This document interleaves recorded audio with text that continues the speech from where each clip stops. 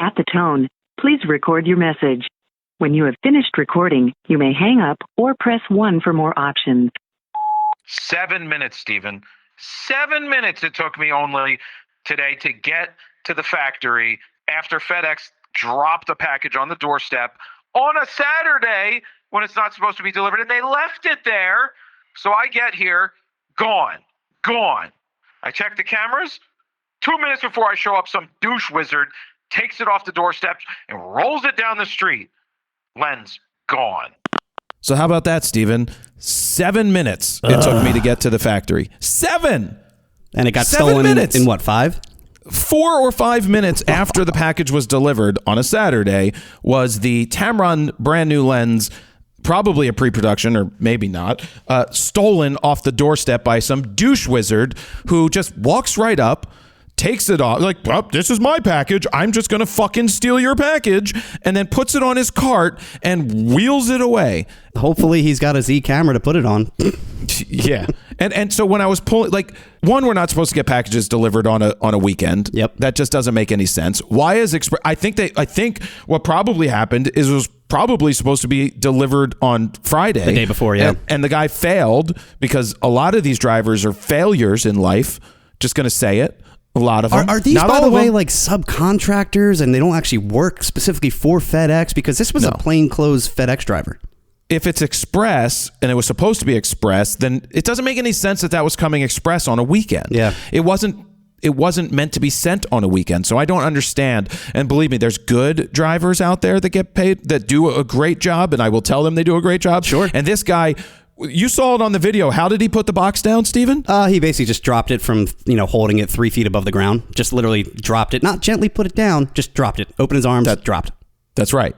He threw it on the ground again, and I get the notification, and I get the doorbell ring, and I'm like, don't leave the package. He's already walked away by that point, because they don't give you time by the time they ring the doorbell to leave. He took the picture to show the package being delivered while walking. He never stopped to take it. He did it over his shoulder. And aren't they supposed to wait until you come to the door, or they're not even supposed to leave it when it's express? Well, I don't know. No, that's if it's signature required. They really should have signature required for these lenses. Or I've told everybody everything. Yeah. Signature required. Do not send on a Saturday. Do not send FedEx ground. Either use Express or UPS ground or UPS overnight. And by the way, this is the second time a package has been stolen within, 10 minutes of it being delivered when we're not there? The last time, Dan was able to track down the street and be like, give me that box. I really think they follow these trucks around, and when they see a decent sized package, they wait a few minutes just to see if you're going to open the door, and then they swoop in, steal it. There's no way they can be that fast unless they're tracking and following these vehicles. I don't know. It makes sense. I mean, if I was homeless and a junkie and whatever, I'd be following these UPS drivers all around. It's bullshit. They're a bunch of assholes. Fuck you, asshole. I tried to drive around to find the guy, but it was I don't obviously know where he went. There's so many streets. And this was what, the Tamron 150 to 500, the new one for the Z mount? Yeah, I got one. They sent another one yesterday. I got it because it came express, and the good driver dropped it off. And he's a good driver. They understood, it is what it is. You actually even said in the email thread preemptively that, hey, don't send it on the weekend. It could get stolen, and it's exactly what happened. They didn't mean it to be sent on the weekend because I checked with them, and it was and so from here on out, I put a big note: do not leave boxes if no one answers, and signature required. And so we'll try and deal with it, right? That's what we've always done. That's why I don't get packages delivered to certain places here in the city. Sure. So you were just telling me that you got your phone set up finally? I did, like a week and a half later after I got it. I didn't realize, by the way, it took almost 2.5 hours to fully transfer from one phone to the next. Didn't take me that long. Yeah, I don't know if I have that much data. I mean, I had a 256 gig 11 iPhone 11, and that was pretty much data full in terms of storage, and I transferred everything over. But yeah, it took about 2.5 hours, so I did it last night. I still have to set everything up. But the first thing I noticed, I will say, is playing back like a YouTube video. Wow, the sound is so much more crisper and just louder in general. I have to put the volume maybe at the halfway point, and it's blasting. Where my iPhone 11, I felt like I was maxing it out and still kind of couldn't really hear it that well. Give it to me, Daddy. Oh yeah. I just let this thing go louder. What the heck? Steven, are you watching porn again? No, honey, get out of here. Are you watching porn in the corner? No, mute. It's my iPhone 15. It's just louder. That's they're having fun. They're wrestling. Speaking of sounds like that, when I was doing the Jurassic Park video 2 weeks ago, I was looking up sound effects on Epidemic Sound, and I was trying to find like heavy breathing and I'd go across this one sound effect that just has all these different like uhs, so you just hear like and it's just playing back full blast in my room. And I went downstairs and I'm like, trust me, I'm not watching anything sexually over here. I'm just downloading sound effects and trying them out, because what it'll do is it'll just autoplay in like a playlist and I couldn't stop it. But I did mix in some heavy breathing. And the cool thing is, with this new iPhone, I went back to watch that Jurassic Park intro just to see what it sounded like, because I did use a ton of sound effects. There's probably 50 sound effects in that 40-second intro. And you can really hear them stand out in the intro, which is nice, where on my iPhone 11, again, it just drowns out and you can't hear really anything. So yeah. I watched it on the big screen the other day. It looked really good. Sounded good on my sound system too. Yeah, I mean, I typically mix in my headphones for the most part, and then I'll try and get a middle-of-the-road mix with speakers as well. But I always try to do headphones first, especially this day and age where a lot of people are wearing AirPods and some type of headphone device, you know. So before we get into the Jurassic thing, let's just talk about what's coming up. Yes. Getting a late start today myself because of shooting late the Phillies game. We're going to talk about the Jurassic video, the 360 hot shoe video, which is great. Canon's got a new lens. Nikon has a new lens. Oof. And that's going to take up a lot of this episode because we've got stuff to cover. And let's get into the Jurassic thing, and then we'll talk about my late night, because you just brought up the Jurassic Park video. Sure. That was clearly a sponsored video, as we call them, product showcases. I'm pretty sure it says brought to you by Juin after like 50 seconds in. The comment that I saw was, this was just a big advertisement, clickbait. Yes, and it is. Did I reply back like, are you a fucking dumbass or something?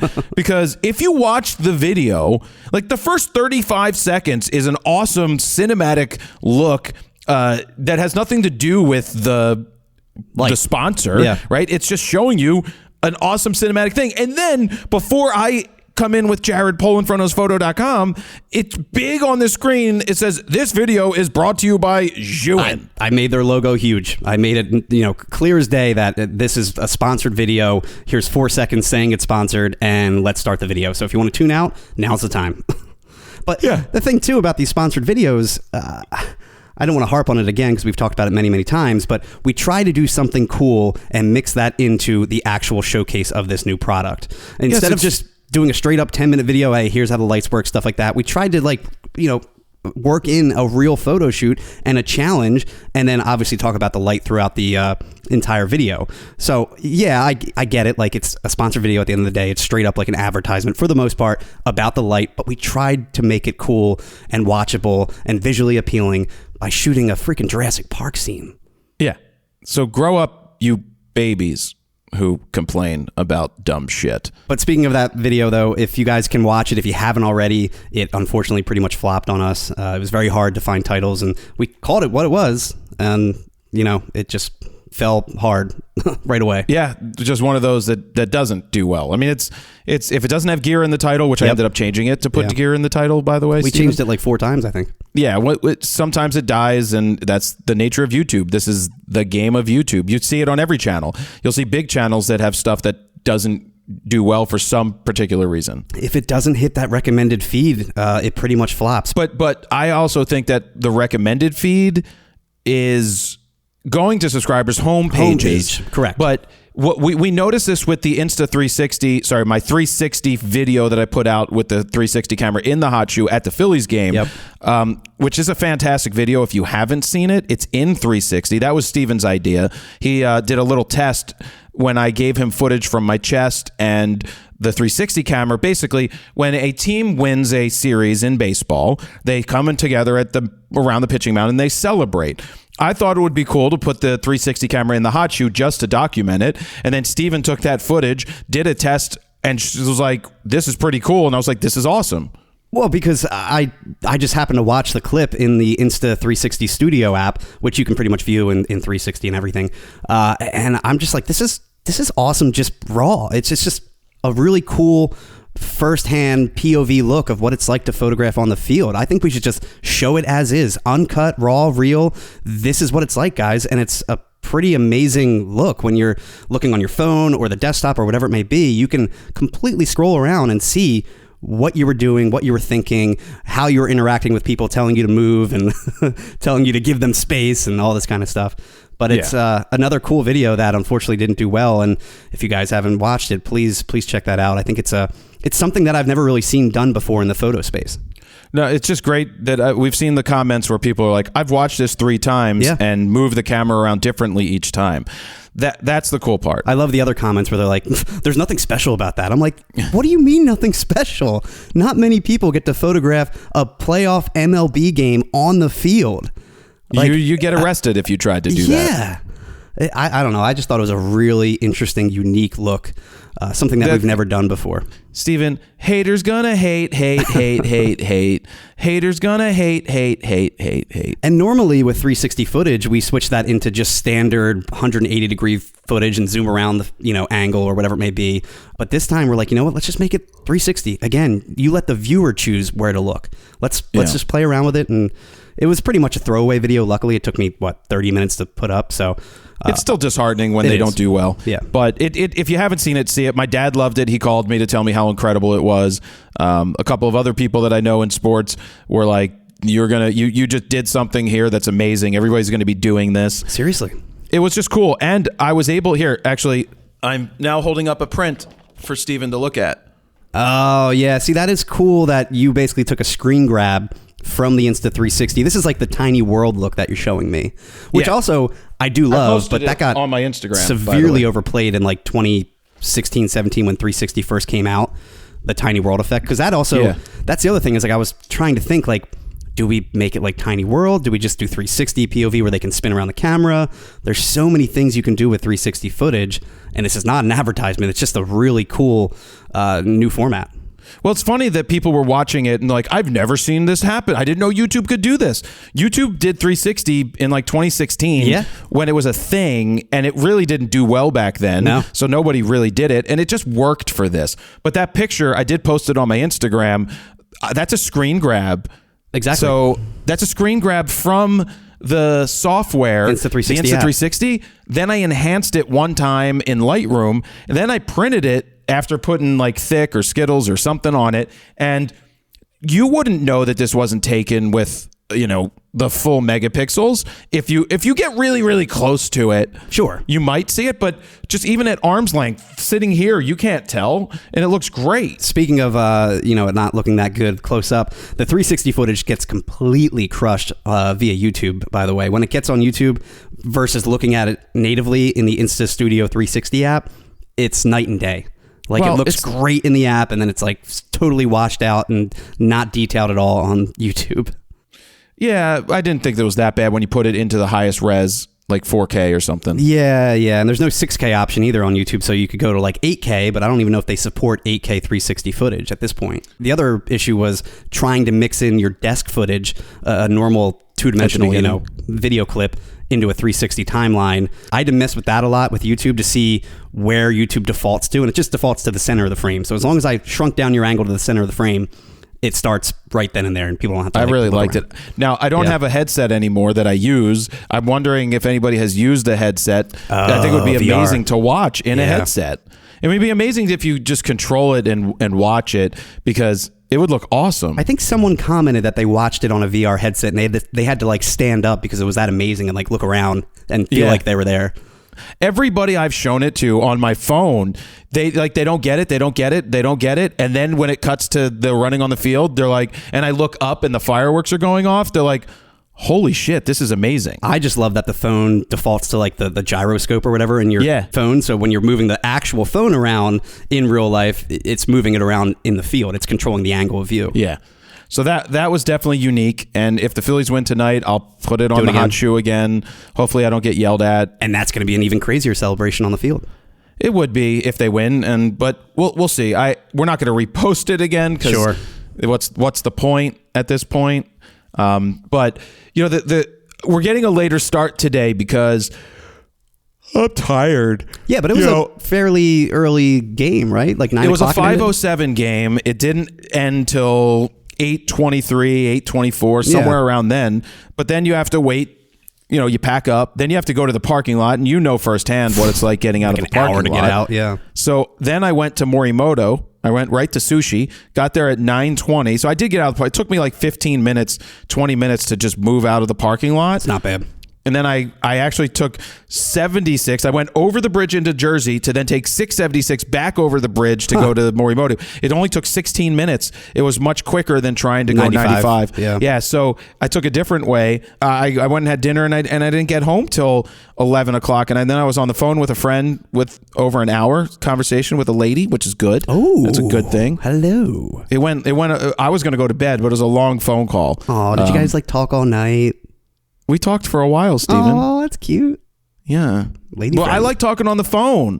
It's better than texting all the time. No. You call me, let's see, maybe 3 to 4 times a day, I'd say, and each conversation is fairly long. You are definitely a phone talker. The context is lost in texting. For sure. Especially with you, the way you text is very blunt. Speaking of blunt, it's like, yes, I was told that I'd need to learn how to speak to women again via email. What happened now? No, this is it's complete. No, it's my building, right? I'm the president of the board. Okay. And so then I am the one who sends emails. Basically, speaking of being blunt, what are you supposed to do? Beat around the bush, right? Pussyfoot around the truth. Yeah, so but there's a certain etiquette to writing an email. Steven, you fucked up. Just admit it and be done with it. What happened? You know, we had a bunch of security put into our building, right? Because someone broke in, pulled the door open through the magnet lock somehow, and stole a bunch of people's bikes and other things that were in the garage. No, this was a while ago. Okay. So we fortified. We put in a new locking mechanism for the front door, for the keypad, which is great. You're not pulling through that thing. Put in glass... tinted glass, right? So mirrored glass, so no one can see in, so you can't see packages in there. We put a lock on the garage that's a fob. You need a fob or a keypad, and a fob or a keypad to go up into the building where everybody needs to be protected. Perfect. So there's that. So we give out, people have codes. Well, someone was having people over the other day, and they propped the inside door open, the inside security door. So that puts the building at risk. They were texting codes to friends who, instead of coming down to let them in, they're giving out codes, which in itself, people give codes to their fammy. Sure. You know, their parents and stuff like that. I had the code, for example, when you live there, yeah. Right. And so that one is not that big of a deal. But I sent an email to the entire building when this was brought to my attention, and I have the security footage because I had good security cameras put in, because you need to see stuff that it's happening. Yeah. And send an email. This is obviously unacceptable to prop open doors when we spend all this money for security. It falls on me, but I'm the one getting the emails from concerned people in the building, and I'm just the one who puts it out bluntly. Well, no one replied to it, so I check the cameras. I see who did it. I send them a message, and it's like, look, your friends did, this is on you. You risked the security and safety of people in the building and the building itself by doing this. The codes are going to be changed. Your codes are going to be changed, and you shouldn't be doing this. And they come back always with, oh, my friend did this. I'm sorry. But the other person, blah, blah, blah. I don't want to go fully into it. Goes into this goes into this long thing about why, blah, blah, blah, and blah, blah, blah. Not really, I'm sorry. Yeah. So I reply back with, bluntly, like calling someone out, because these people never get called out in their 20s, mid-20s, Xenials never get called out and want you to pussyfoot and back down on everything and never take ownership. So basically it was like, look, the evidence in the video doesn't point to point what you're saying. So just say, I'm sorry. email everybody and say, it was me, it won't happen again. But no, it comes back with a long email about this shouldn't really be that big of a deal. You shouldn't have to change my codes. Then I'm going to have to memorize them again. Then it is, you need to learn how, we've talked about this before. You need to learn how to speak to women. No. This is the same person from before, is what you're saying. Yes, this is not, you need to learn how to speak to women. I know who you're talking about now. You need to take ownership for your fuck up. And that's what I want to, that's what I will say, is you fucked up. All you had to do was say, I'm sorry, that shouldn't happen. It won't happen again, period. But no, it becomes like I'm a politician and I'm going to talk my way out of everything. And I'm going to play the woman card and I'm going to play that I'm hurt that you did this. And now it's all about me. I'm the fucking victim. Well, and I do think there is a difference between excuses and explanations. Well, see, the explanation that came in for the excuse for why the person was standing at the front door getting a text with the code didn't match the footage. Basically saying, well, that person already has access to my place to water my plants when I'm away, which is fine, right? Sure. People come in, there's dog walkers, there's things like that. But it didn't match the video where the person is waiting and is on their phone getting a code to come into the building. Anyway, people don't really care about this. The moral of the story is I don't want to back down to fucking 20-something-year-olds or 40-something-year-olds or 80-something-year-olds. Because, well, honestly, you don't have to deal with that with 80-something-year-olds or 50-something-year-olds because they're adults and they're not childish and they understand that there's repercussions. And just own it. And circling back to how this conversation started, again, I do think there's no context with text, an email, a text message, whatever it may be. So you come across very angry in your text messages. You're blunt. Again, you're very blunt, very to the point.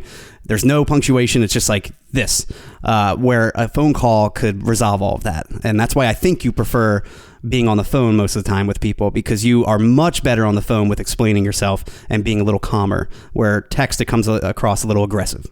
Yeah, but I'm always the one that it falls on to I'm always the bigger person. You're right? the dad for the building. People want me to. No, I'm not the dad. I don't want to be the dad of the building. Well, I'm just saying they I come don't to have you to be. Stephen, I don't have to be, because 99% of the building are adults that understand what it's like to live in a building where there's units that are $500,000, $600,000. Sure. Right? They treat it like that. It's a safety issue. Of course. And so it's. You really shouldn't have to have these conversations, but it falls on me to not be like, can't you be the bigger person and let it go? I'm like, don't you guys realize that I will have the last word?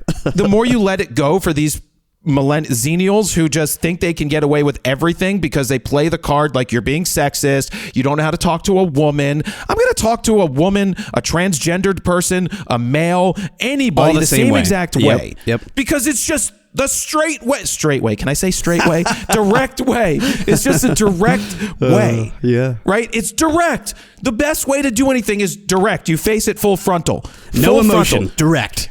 Stephen, I've learned that if I'm the problem, the easiest way to diffuse a situation is to say, you know what? I was wrong. I'm not going to do that again.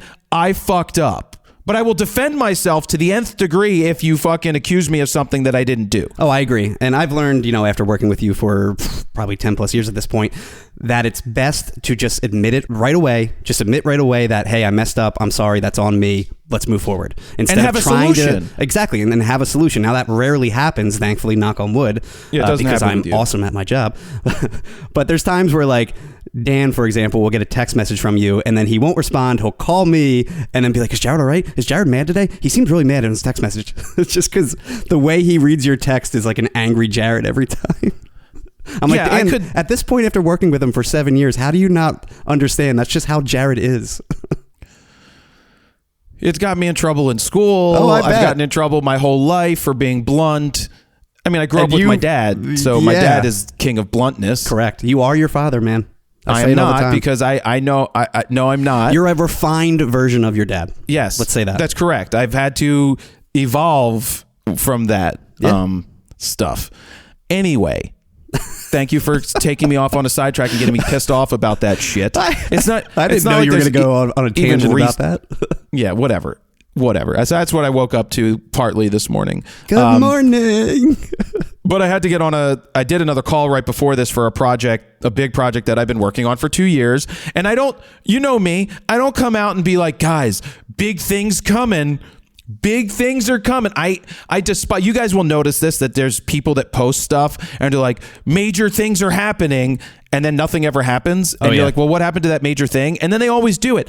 I'm not a person who's going to come out and be like, guys, something big's about to happen. I'm just going to tell you when it does happen. Yeah. You try to just get right to the point. It's like, here's what I've been doing. So one day I'll talk about the thing I've been working on for 2 years. I mean, some people know, if they've been paying attention for a while, they know what I've been doing, but they don't know what I've been doing on the back end to try and make something happen. The reason I won't talk about it too soon is it might not happen. Sure. And so but I will talk about it when it does happen. I'll talk about it. So I had to have a call for that, which we're in really good. Something big is happening, guys. Yeah, something big's coming. To really put a bow on it. Guys, something big's about to happen. I don't ever say that, but just something's happening right now. No, I'm working on something cool, and when it is time, I will talk about it. I know. That's just the nature of the beast. But I was thinking about, the Phillies stuff. It's crazy because yesterday I started at 6:30 because I did leg day. I had moved it up a half an hour so I could do my hair and make sure I didn't miss the FedEx packages, which had the Canon 10-20 lens in there, and the Tamron was coming as well, FedEx. And I realized for like game days like today, which I put a whole day of work in here at the studio doing all of that normal stuff. Then I'm going to be at the stadium at 4 o'clock. The game got moved to 8 o'clock. Yeah. So I'll be there for an 8 o'clock game, 4 hours early, which is not too early because that gives me time to get in, get set up, and then batting practice starts 3 hours before the game. Okay. So one of the players, Garrett Stubbs, who is the chief vibe officer of the Phillies, he's the the backup catcher. He's the backup catcher. He's Jewish, by the way. Chief vibe officer? That's what they consider him. That's funny. He's the backup catcher. He doesn't play a ton. He played for Team Israel during the World Baseball Classic this year. Wow. Because he's Jewish. He comes up to me before the game. He's warming up, and he goes, "Where do I get one of those shirts?" I'm wearing a purple I Shoot Raw tight shirt, right? I always wear it. He's like, "I've seen that for the last 2 years, and I want one." I'm like, "Well, I mean, I can make that happen." He's like, "I want a purple one." I'm like, "What size?" He's like, "Large." I'm like, "Are you sure?" Let me compare my muscles to yours. I don't know if you're large. Sure? He's like, "Or should I get one of those tight ass ones that you wear all the time?" I'm like, "I'll see what I got." So is he a photographer? Does he understand what that means? No, he doesn't know what it is. Or he's like, "I shoot raw." Ooh, sexual. No, yes. what I think it is, I think that the players probably talk in the locker room about things. I probably have come up before. Oh, I guarantee it. My shirt, my hair, my arms. Whether they're making fun of me or not in sports, if they're talking about you and they're busting your balls, that means they like you. Yeah. Right. And if you can't handle it, you're in the wrong field. Right. People that take stuff serious. So I brought him a large one of the tight ones because I really don't have stock of those. I just found a box. I actually had overstock made. Last time I had these shirts made, they printed me some regular I Shoot Raw black ones. So I have larges of those. What size are you wearing now? Medium? Well, I told him I wear a medium. So I'm going to bring him a bunch of stuff. I'm going to bring him a bunch of stuff today. He was funny. He's like, "I'll be here tomorrow also." Because obviously. Oh, that's funny. I'm like, "Obviously, Garrett." And so it was kind of fun. That's a great interaction. I don't talk to the players unless they talk to me. I was just going to ask, have you ever had an interaction with other players or I had interaction. Remember in Chicago. Do they know your name at least, No, I don't think these guys know my name. But when I was in Chicago last year, one of the players called me out because they were called me out onto the field and they were talking about my hair, and this was in the outfield. Manny was there for it. Oh, okay. And it was Gibbons, one of the closers, and he had a question. And he's like, "Yeah, come out here." I'm like, "I'm not allowed on the field. I'm not allowed to touch the grass because I get yelled at." He's like, "I said you can come out." So I went out and they started talking about my hair. They started asking questions, and that's when you can interact. Yeah, but sure. You stay out of the way when you get invited. Yeah. You don't talk to a player unless they talk to you. And last year, so I got that great picture of Bryce Harper and Thompson, the coach, shaking hands after they won the game to go to the World Series, I believe. And I heard that he wanted that photo, Thompson, the coach.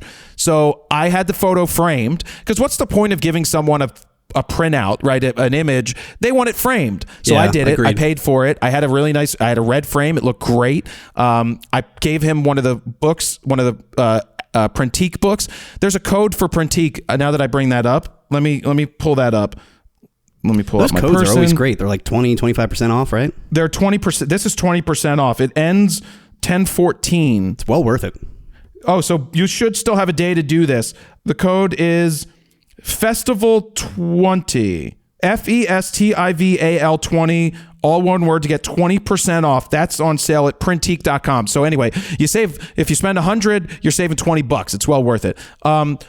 So I got Thompson that, and I gave him a book of the playoff book that I made, which is awesome, that photo book, and the team photographer gave it to him. He hasn't talked to me personally. He knows me, but when I was in Chicago this year at Wrigley Field and I walked past a dugout, he gave me a head nod. Oh, he gave you the nod. I have it. I have the footage on my camera of the Insta360 Go. Does he know that the album and the big frame print was from you or from the Phillies photographer? Because I put my name and everything in there. Everything's signed with me, and I put a note inside the book. Speaking of the Phillies photographer, does he get to talk to the players because he is the official photographer, or does he kind of... He doesn't talk to... It's the same thing. Don't talk to them. So they don't really know him by name either, for the most part. Oh, they know Miles. Yeah, he interacts with them during preseason. He's doing all the team photos, and... So he can walk up to the coach and just be like, hey, here's a photo album. He dropped it off at the coach's office. Okay, cool. For me, which was great. But no, Thompson he acknowledged me. They did that type of thing. That's enough, right? That's awesome. So I've got the shirts I'm going to get to Garrett today. I'll take him the black one. I know he wants a purple one. I'll see if I can dig out a purple large somewhere. When we got rid of shirts, we had all the larges were gone. You got to record this interaction on like the 360 Hot Shoe or something. For me. Stephen, I was rolling on the 360 camera yesterday. Oh, were you? Okay. I realize that now. I was rolling when he was talking to me. I can't wait to see it. So I should pull that up and send that to you, because he was laughing. So I don't know if they're making fun of me. I don't care. They're talking about me. If they're talking about me, they're talking about it. It means I've made an impression over 2 years. Yeah. They're like, that ass. How do I get an ass like that? That's exactly what they're saying. You know that. Guy's muscles are small. Why is he wearing a tight shirt? What? It's a long day, because I spend all day doing the work stuff. Yeah. Then I get there 4 hours early. Game takes 3.5 hours these days in the playoffs, and then I have to get home. So I usually give people like 45 minutes to leave the parking lot before I even venture out there. And if it's an 8 o'clock game, I'm getting home around midnight. It's mentally draining and physically draining. And you have to stay pretty much until the way end to get every shot, right? I debated leaving slightly early yesterday, but I was like, you can't do that. Yeah, so you never know. I didn't do what's that. What's going to happen. I made sure to get the stuff. So so going to the game yesterday, I took the 10-20. Canon was nice enough to get it in my hands the day it was announced. Yeah. And we were surprised when we had the conversation about the 10-20. There was a 10-20. There were discussions. Would you be happy with a 11-24-28, a 10-24? Something. These were discussions that go back like 6 years now that Canon had when the RP came out. I was going to say it was during the New Orleans trip when they had the Japanese engineers down and they were asking like, what wide angle do you prefer? What's the focal length? And we're like, give me a 10-24 f2.8, you know? But obviously we were just throwing out crazy numbers at that point. I'd rather personally go wider at 10 than go longer at 24 all day. You don't need the longer part. That's the thing. You buy this lens for the wide end. That's what you buy it for. Nothing has ever gone to 10 with autofocus like this, an IS built in. So for those who don't know, Canon came out with finally an ultra wide angle RF mount lens that replaces the 11-24. Now I'm going to put them side by side. There's a game tonight. It's a night game now, so I should be able to go upstairs, take the same picture similarly that I did with the 11-24. See, what you should do is just throw it on a tripod. I know you won't, but... Stephen, I can't throw it on a tripod. You have to see how I stand, how I get a higher angle. What about a monopod? Stephen, you can't. My ass crack, the railing, my ass crack is on the railing. Oh, okay. Because I want to be in the exact center. And my foot is up on a railing, my back foot is on a step, and my ass is straddling a railing in the middle of an aisle. I have video. It's quite the have visual. 360 footage. Yeah, no, I believe it. My ass is straddling it. So think about my ass cheeks between that with my jeans. It's having lots of fun. Oh, hey. So I'm going to go up there again. Now, when I first took pictures with the 10 millimeter yesterday, and I sent you raw files, it had extreme vignetting and extreme bowing. Yes. And the reason it did is that there's no picture control or picture style available in Lightroom yet. Lens correction. But lens correction. I didn't notice it because the lens has firmware that has lens correction built in. So the thing that I see in the viewfinder is truly 10 millimeters. The JPEG preview, essentially, yeah. The JPEG preview is 10 millimeters, but the lens is actually wider than that.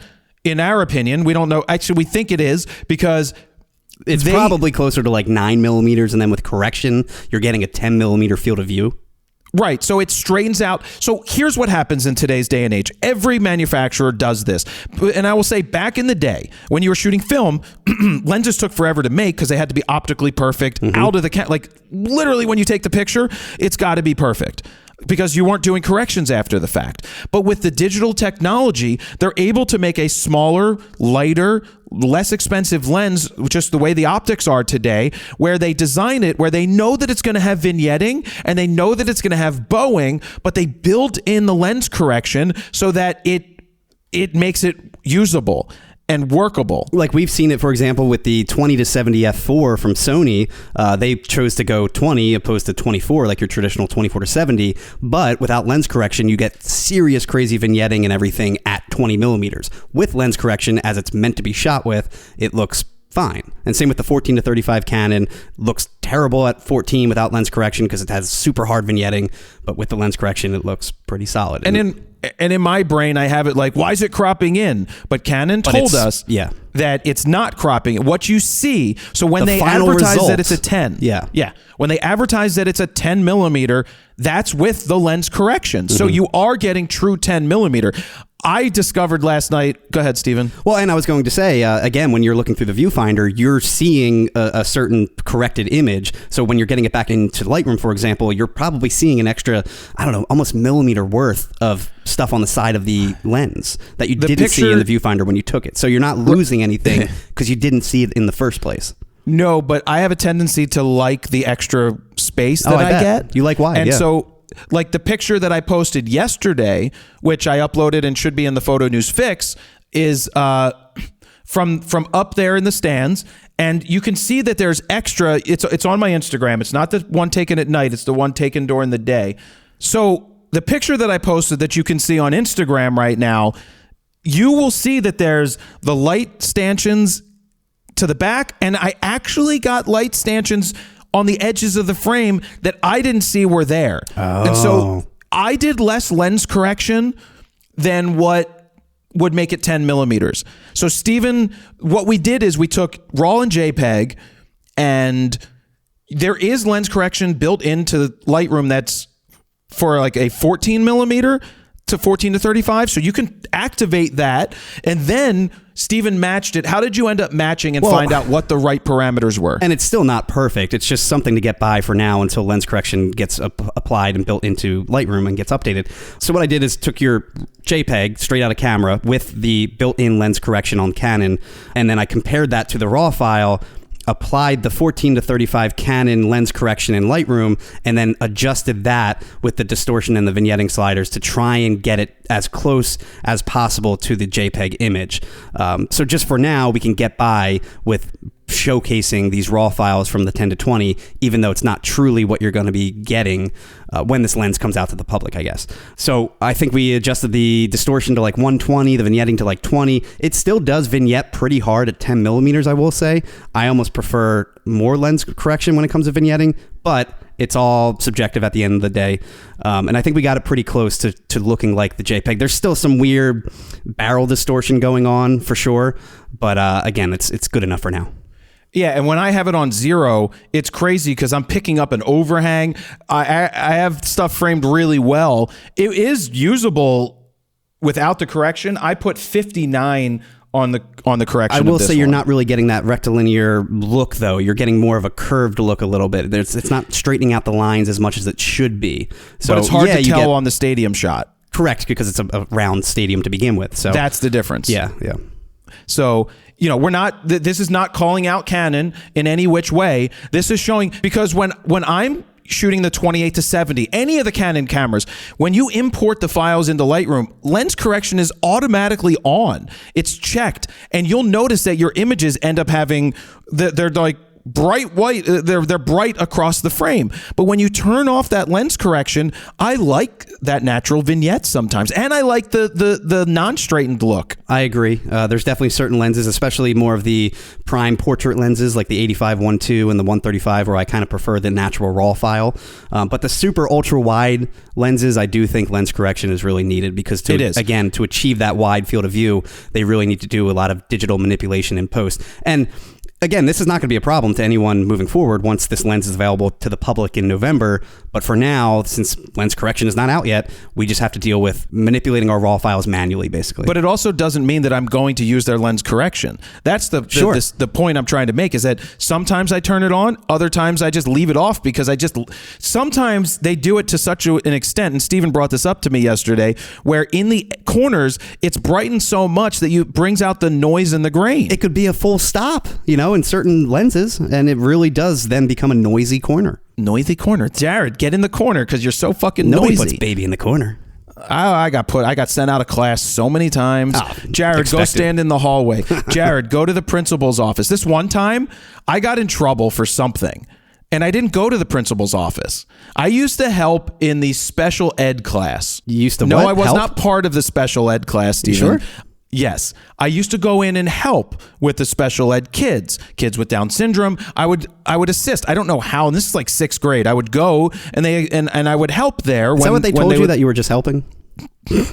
Yes, Stephen, because I could leave. They weren't allowed to leave. They were chained to their chairs. They weren't allowed to leave, but I would help. And so I got sent to the principal's office. I didn't go to the principal's office. I veered off and went into that classroom to help these kids out. And when they asked me and they found me, they're like, well, why didn't you go right to the principal's office? I'm like, because I felt it was going to be a waste of my time to sit there. So I utilized my time. This is 12-year-old Jared, 11-year-old Jared being a dick like that email. You knew everything situation. At that age. No, it's just like, I don't know. I don't know why I got in trouble in the first place. I don't remember what I did. I got in trouble often. I didn't get in trouble once I got into junior high school. It was different. I think that when they started to treat you like less like a little kid and treated you like a human and called you out on your shit directly, it puts you in your place every once in a while. Like, I need to be put in my place every once in a while. It happens. From time to time, someone needs to correct me, and they come correct, and I'm like, damn, you're absolutely right. I do it all the time. And so, I hate it. It doesn't happen often, Stephen. I know. I'm kidding. I don't need it often as I used to. That is very true. You've come a long way. Total change. It doesn't happen like it's been like 4 years of whatever. So, I've gotten a hell of a lot better. You've calmed down. Let's say that. Anyway, I digress. Don't remember getting in trouble all those years. So the lens, how much is the lens? So it's $2,300, correct? It's $2,300. Yeah. And I saw a lot of comments, by the way, of people just freaking out about the price. And it's an F4. I can't believe it's $2,300. That's insane. Guys, the 11 to 24 F4 was $3,000 when it came out. I think it's still $3,000, by the way. I don't think it ever went down in price, actually. That's like one of the only lenses that they never really put on sale. But it also didn't have IS. This one has IS on top of all of that. It's still $3,000 in B&H right now. It's half the weight. It's half the size, pretty much. I mean, side by side, it's almost the same size as the 14 to 35. It might even be smaller than the 14 to 35. It is. I put it side by side. It is smaller than the 14 to 35. And meanwhile, the 11 to 24, that bulbous front element is just ginormous because they had to optically pretty much get it perfect, opposed to this one where they can digitally correct at that 10 millimeter focal length. Not a lot of lens correction needed on that one. Correct, yeah. Because I think they optically got it right. Which is why it's so big, the front element. I paid $2,500. I bought that lens. I bought it from Adorama at one time because they had a used one for $2,500, or it was a demo or something. I bought that. I was like, $500 off, and this was years ago. And I didn't own a Canon. Wasn't a Canon shooter yet. Yeah, but that's but true. I got it because and I used to borrow it all the time because I was always pretty much a Canon shooter. It's a great lens, so I'm trying to sell it. I'm gonna sell it. Text us if you think you want that lens. I think I put either $1,700 or $1,800 if it's like cash and not having to do credit card fees. Because my idea for pricing it's got to be at least $500 less than the new version. Because I would just tell you to buy the new version all day. Because essentially the new version is replacing the 11 to 24. And I saw some people like, well, you lose 4 millimeters, but the point is you gain 1 millimeter, which that field of view is almost like a 10-degree difference. You don't buy an 11 to 24 to shoot at 24. Exactly. You don't buy a 10 to 20 to shoot at 20. I would shoot concerts with the 11 to 24 all the time, and that was my main like wide shot of the band every time. And I was always at 11. Rarely was I anything above 11. Never at 24. I'll tell you that, unless somehow something quickly happened and I wanted to zoom in a little bit. But again, I was mainly using that for wide angles. I saw someone comment that I shoot concerts and I would never use an f4. I used an f4 all the time when it came to that wide angle lens. It was the only option, and who cares? You're losing a stop. It's not that big of a deal, especially with today's digital cameras and their noise reduction. Right. But I'm a big proponent in pro glass not having f4s, except for with this type of pro glass. I wouldn't have a 24 to 105 f4 be the camera, the lens that I use, though I've used it in Germany, and no one's going to look at it. No one is going to still look at it and be like, you should have shot this at 2.8 or you should have done that. With that being said, before you jump in, Steven, there's a reason I use 28 to 70 f2. There's a reason I use 85 1.2s, 135 1.8s. The look and quality that I want from my personal images that make my images pop, unique and stand out from everybody else's. If you put side by side, which most people aren't doing, 28 to 70 image versus that I took at f2 for someone else's image that they took at f4, you're going to be like, holy shit, why does this one look better? Because just the colors, the tones, the clarity, the texture, the zhoosh just looks so much better out of a better lens. You have to understand too, with concert photography, back to that, you're living at high ISO anyway. You're already shooting at 4,000, 5,000, 6,400 ISO, 12,800 in certain cases. It's not that big of a deal if you push it a little higher. Plus, typically you can shoot a little bit lower of a shutter speed too if you're just getting one giant wide shot of the band, as long as there's no crazy action going on. I never really had a problem pushing that lens to the limit with the 11 to 24. It's just funny when people see f4, they're like, I would never do it. If this was a 2.8 lens at 10 millimeters, it would be twice the weight, twice the price, twice everything. Yeah. I think it's pretty amazing that they've made finally a 10 millimeter L version in full frame. That didn't leak until about a couple hours before. We didn't even know about it until, a week ago? A week ago, yeah. Basically. I tried to get it for the first round, but they weren't sending it out. Yeah. We'll probably put a review out ASAP, I'm sure, on that. I'm going to shoot it. So if the Phillies win tonight, do you think I should use that on the field? Or is that too wide? It's hard to say, man. Because last year I used a 28 to 70 because it just gave an extra look, but most of those photos suck on the field anyway. I would look at your last year photos and see what focal length you were at for a majority of them and go 14 from there. to 35 is the one I got some of those really good pictures with Harper and the coach. On the wide end for the most part or closer to the 35 end? It's hard to say. Probably wider because I usually get down low and get a little wide. Like the hero shot, yeah. Yeah, I think 10 millimeters is like too wide for some things. Yeah. If you shoot architecture, if you shoot real estate, this is like your dream lens. I mean, yeah, you might want like a tilt shift, but for the most part, this is going to be the lens for you. Yeah, you definitely need lens correction on these because I'm looking at some. As the players get closer, you can look at the background and you can look at the ground in these images. I know you guys can't see it right now, but if I go in there, I know you can't see it. And I go into lens correction, everything gets nice and straight. If you don't, it's definitely fisheye. It definitely is. But that's how they design this stuff. And it is a rectilinear lens with the lens correction on there. So it's a must buy for professionals. Everybody that's a pro is going to buy this lens because that you travel, you want that wide. Yeah. You shoot photojournalism, like you didn't have anything wider than 14 to 35. And if you wanted 2.8, you didn't have anything wider than 15. And I will say, for most situations for the average photographer, I don't think you're really needing that 10 millimeters.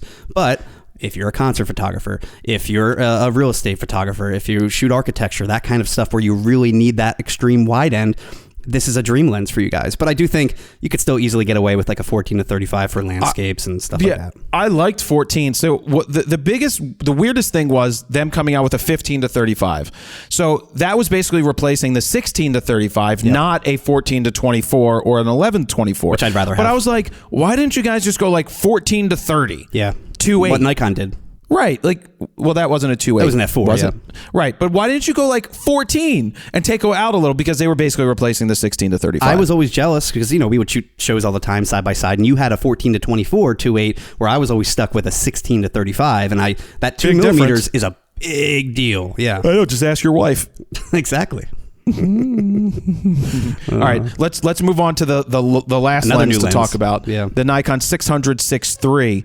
Really good job by Nikon to give people too many options at this point. Yep. 180 to 600, 600 6.3, 600 f4 TC, and whatever Tamron comes out with, 150 to 500. Yeah. I mean, it's like no matter what type of what your budget is, you kind of can choose between the three. You know, you got $1,800 or whatever, $1,700 for the 180 to 600, something like that. And then $4,800 for the new one, and then what, 15, 16 grand for the F4.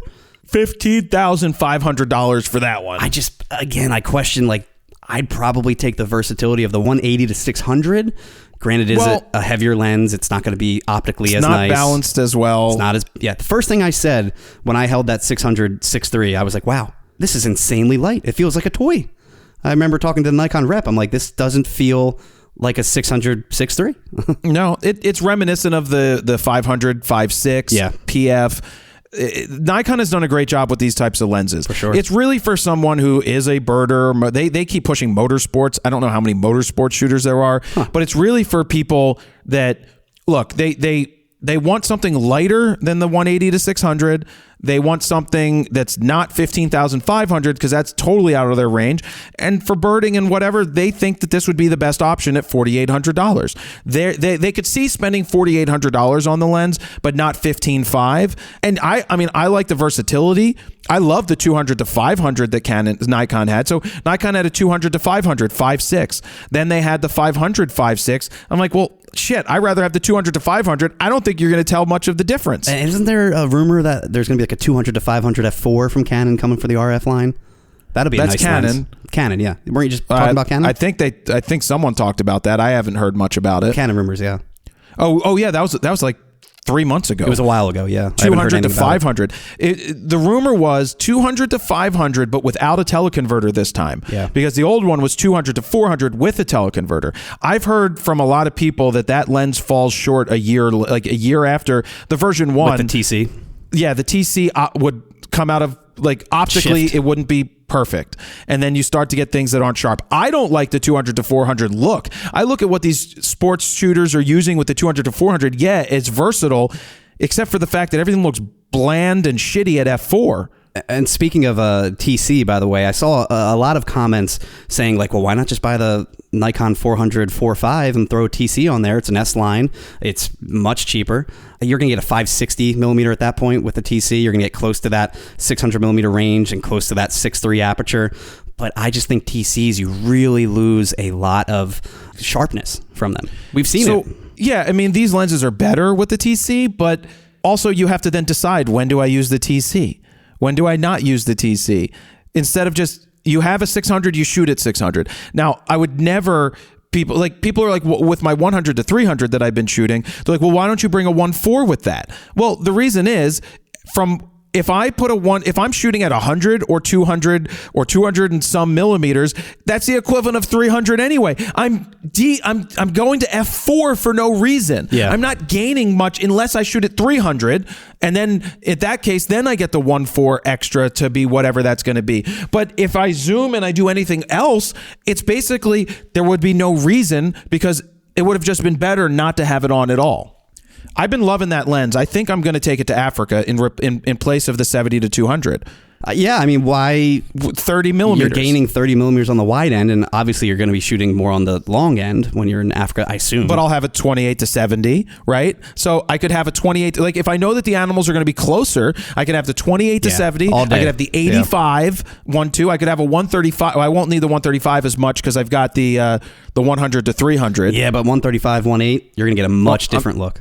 I know I'm still going to take it, especially if we stop in some villages and do some photos Portraits, of people. For sure. But I think the 100, it's just going to be, I got to figure out how to carry this shit around.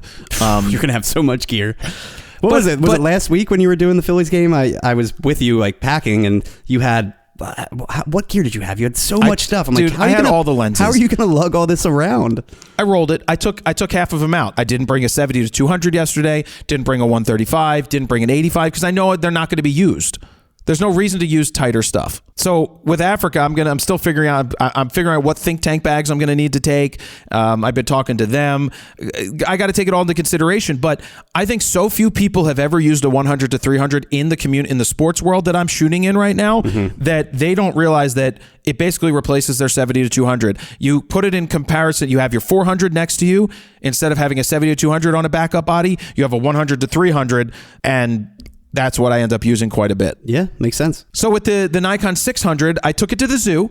The Nikon rep came. No, you took it to and, Africa, Jared, remember. Sorry, I took it to Africa. You went all the way to Africa and back.